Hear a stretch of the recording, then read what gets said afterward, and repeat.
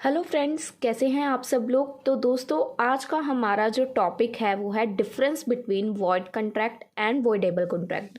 इसकी जगह आपको क्वेश्चन ये भी आ सकता है कि वॉइड और इल्लीगल कॉन्ट्रैक्ट क्या है, मतलब वॉइडेबल को ही इल्लीगल भी बोल सकते हैं हम। ठीक है जी। तो ये क्वेश्चंस दो तरह से आपको पूछा जा सकता है और ये क्वेश्चन 5 मार्क्स के लिए आ सकता है। तो इसका बेसिक पहले आपको मीनिंग पता होना चाहिए कि वॉइड क्या होता है और वॉइडेबल क्या होता है।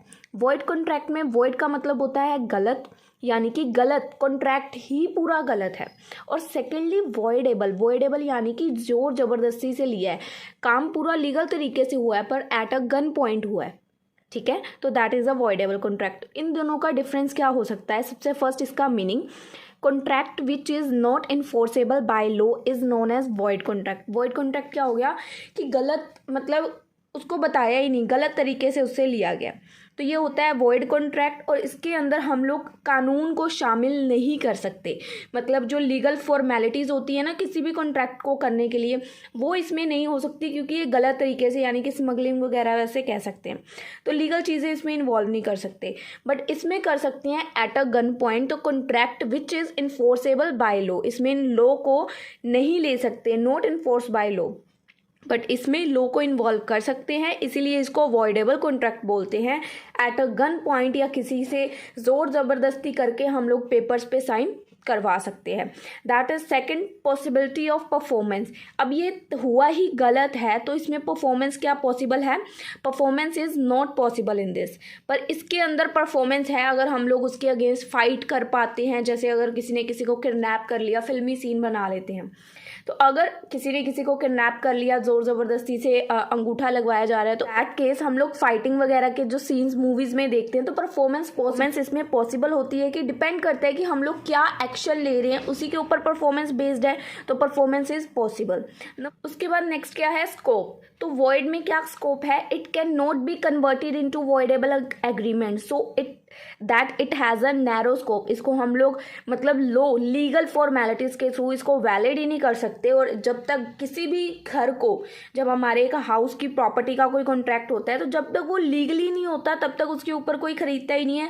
अब अगर मुझे एक हाउस प्रॉपर्टी खरीदने जानी है और उसके ऊपर कोर्ट केसेस चल रहे हैं, तो मैं क्या उसको खरीदूंगी, नहीं खरीदूंगी। उसी तरह से ये जो कॉन्ट्रैक्ट है ये कभी भी वॉइडेबल एग्रीमेंट में कन्वर्ट नहीं हो सकता, यानी कि लीगल फॉर्मेलिटीज़ में नहीं आ सकता।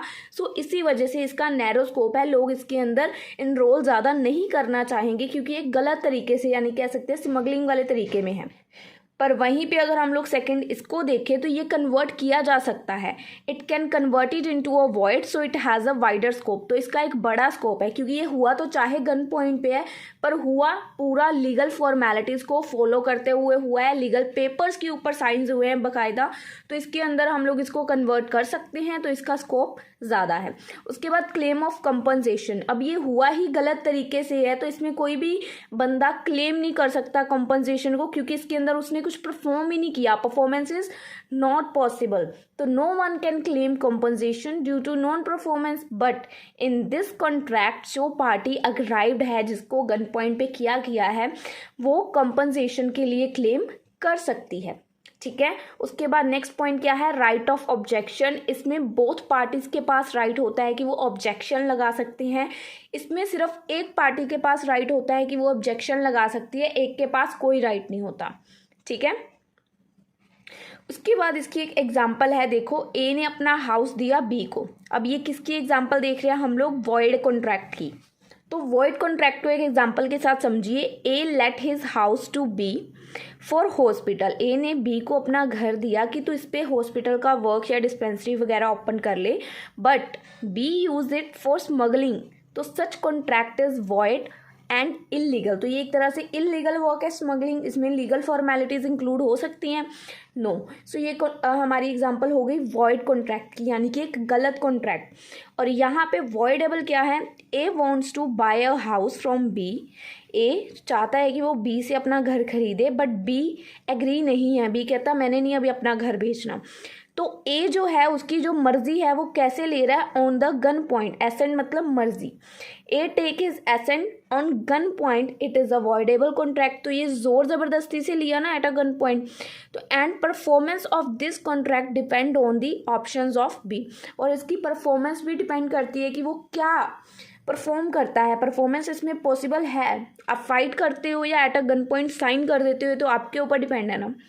तो ये सिंपल सी एग्जांपल है वॉइडेबल कॉन्ट्रैक्ट की।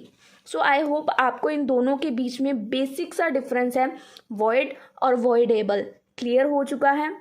वॉइडेबल की जगह एग्जाम में आपको इलीगल कॉन्ट्रैक्ट भी पूछा जा सकता है, जो मैंने क्वेश्चन की स्टार्टिंग में बताया था, तो इसको मत भूलना। तो दोनों का सेम ही मतलब है, ठीक है। सो आई होप आपको ये वीडियो अच्छी लगी है। अगर ऐसी ही और वीडियोस चाहते हैं सो प्लीज़ चैनल को लाइक करें, वीडियो को अपने फ्रेंड्स के साथ शेयर करें और चैनल को सब्सक्राइब करना मत भूलें। हम मिलेंगे आपसे अपनी अगली वीडियो में, तब तक के लिए गुड बाय।